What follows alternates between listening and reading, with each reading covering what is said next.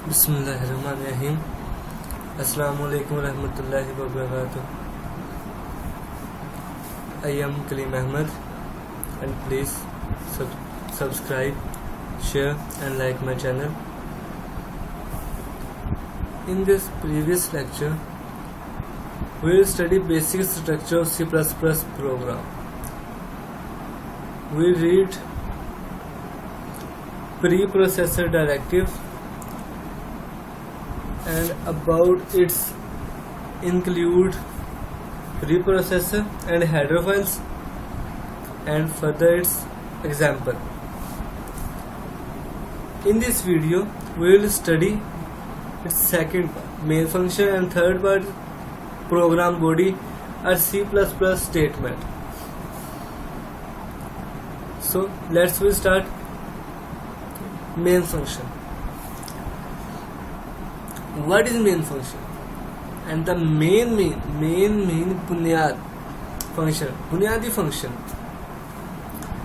Main function अगर हम जैसे कह लें कि एक हमारे पास कार है, उसका मेन फंक्शन क्या है? उसका मेन है उसमें इंजन. अगर इंजन ही नहीं होगा तो वो कार तो है लेकिन वो चल नहीं सकती. इसी तरह अगर मेन फंक्शन एक प्रोग्राम में नहीं होगा तो वो प्रोग्राम चल नहीं सकेगा. So let's we study the main function in the starting point of C++ program. उन्होंने कहा कि मेन फंक्शन एक प्रोग्राम के अंदर उसका स्टार्टिंग पॉइंट होता है, यानी कि एक प्रोग्राम मेन फंक्शन से ही स्टार्ट होता है. The control enter main function and start executing its statement when the program is run. Control enter होता है main function के अंदर और statement और set of statements execute होती हैं जैसे जैसे ये प्रोग्राम रन करता है. और जैसे जैसे प्रोग्राम रन करेगा उसकी statement as further as execute होती चली जाएंगी. फिर कहते हैं every program must consist of main function. हर प्रोग्राम लाजमी तौर पर मेन फंक्शन के ऊपर कंसिस्ट हो, यानी कि मेन फंक्शन हर प्रोग्राम में लिखा जाएगा. अगर नहीं लिखा जाएगा तो प्रोग्राम कंपाइल तो होगा लेकिन एग्जीक्यूट नहीं होगा. जैसे मैंने बताया कि कार तो होगी लेकिन वो चल नहीं सकेगी इंजन के बगैर, इसी तरह प्रोग्राम मेन फंक्शन के बगैर चल नहीं सकेगा.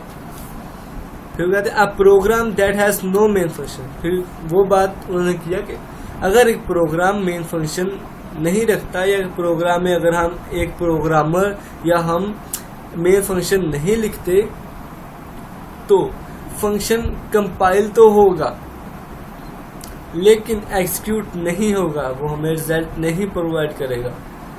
एनी स्टेटमेंट और set of statements can be written in the body of main function. एक स्टेटमेंट या set of statements main function की बॉडी में लिखी जाती हैं, चाहे वो एक स्टेटमेंट पर मुश्तमिल हो, चाहे दो पर या सेट ऑफ स्टेटमेंट्स पर. अब हम पढ़ते हैं इसका सिंटैक्स.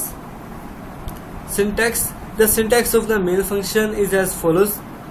सिंटैक्स उसका बस यही है कि वर्ड में लिखा जाएगा and brackets and the curly bracket is open.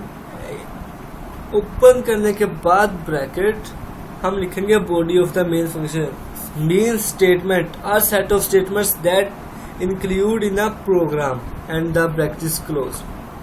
That's the syntax of a main function. Okay, so next is program body और C++ स्टेटमेंट.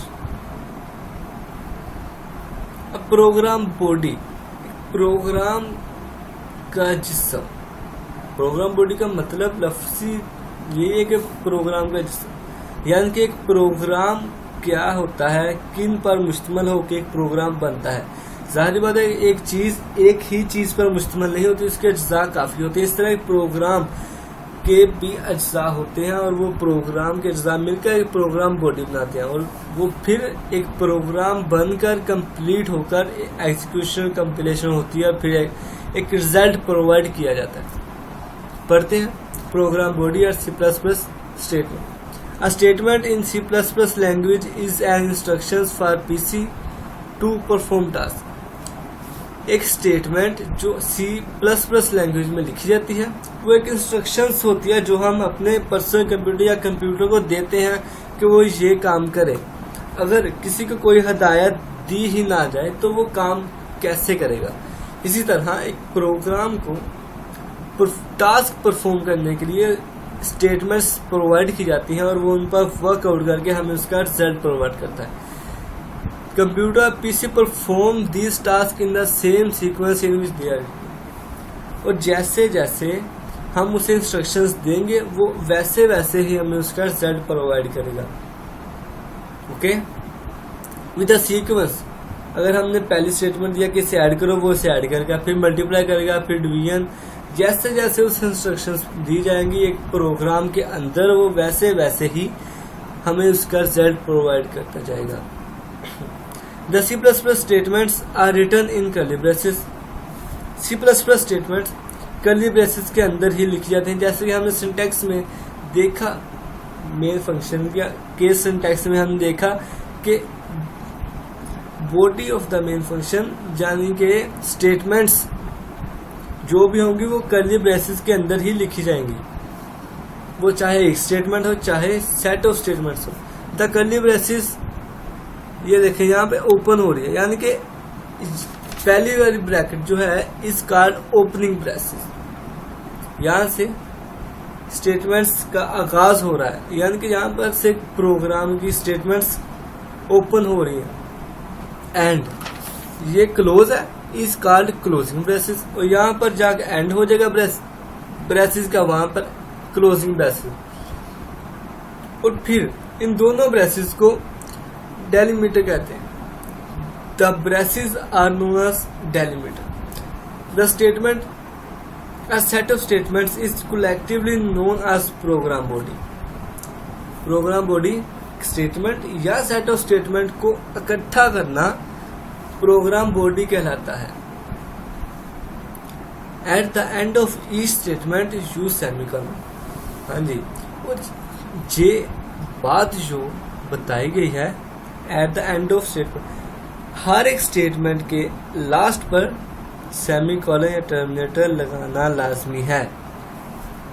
ओके, जो भी स्टेटमेंट हम लिखेंगे in the curly braces eight the last that statement use semicolon. Semicolon भी कहते हैं terminator, यानी कि एंड। टर्मिनेटर में एंड होता है। It is called the statement terminator. यही बात उन्होंने कही कि इसे स्टेटमेंट का टर्मिनेटर यानी स्टेटमेंट का एंड कहते हैं। यहाँ पर जहां पर एक प्रोग्राम के अंदर हम स्टेटमेंट के लास्ट पर सेमीकोलन लगा दें, उसका मतलब ये होता है कि यहाँ पर ये स्टेटमेंट खत्म हो चुकी है, इससे आगे अब नेक्स्ट स्टेटमेंट चलेगी, फिर उससे आगे नेक्स्ट। ओके, जहां पर एक स्टेटमेंट खत्म हो जाए या हमें एक स्टेटमेंट खत्म करनी हो, वहां पर सेमीकोलन लगा दें। नेक्स्ट हम इस एग्जाम्पल देखते हैं। एग्जाम्पल है the following example explain the basic structure of C++ programme.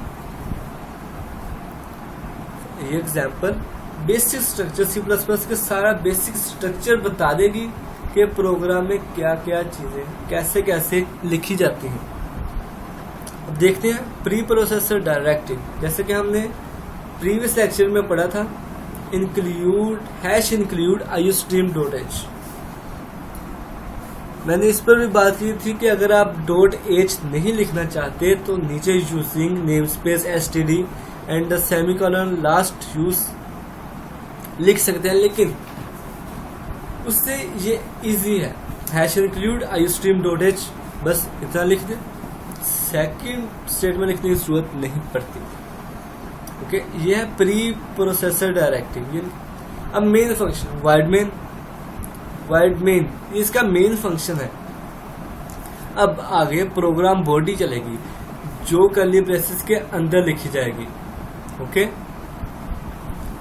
Programme body या C++ स्टेटमेंट या सेट ऑफ स्टेटमेंट्स वो कर्ली ब्रेसेस स्टार्ट होंगी, उसके बाद एक स्टेटमेंट या सेट ऑफ स्टेटमेंट जितनी आप एक प्रोग्राम में लिखना चाहें उतनी लिखकर एट द लास्ट स्टेटमेंट उस ब्रेसेस को क्लोज कर दें।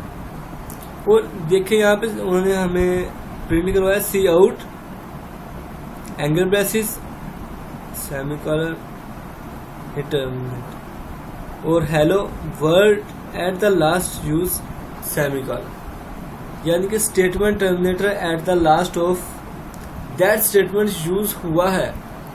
यहाँ पर ये टर्मिनेटर ये बताता है कि यहाँ पर स्टेटमेंट का एंड हो गया, यहाँ पर एक स्टेटमेंट खत्म हो चुकी है।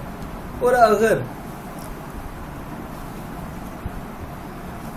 हम यहाँ पर टर्मिनेटर नहीं लगा रहे तो एक प्रोग्राम जो हमने लिखा है वो एरर जनरेट करेगा, उसे हम सिंटैक्स एरर कहते हैं। एरर जनरेट करने के ना हो हमें इससे पहले ही अपने प्रोग्राम में हम सेमीकोलन इस्तेमाल कर लें, यानी कि स्टेटमेंट टर्मिनेटर यूज कर लें, ताकि हमें पता हो कि यहाँ पर एक स्टेटमेंट खत्म हो गई है। और अगर हम यहाँ पर टर्मिनेटर नहीं लगाते एट द नेक्स्ट स्टेटमेंट वो यूज टर्मिनेटर, तो ये दो एक स्टेटमेंट होगी और वहां पर एरर आएगा। Okay, so use eight the last of the statement terminator semicolon. इंशाल्लाह अब नेक्स्ट हम इसके एरर्स पढ़ेंगे। अब तक के लिए इतना ही। Thank you for watching. Okay, अल्लाह हाफिज।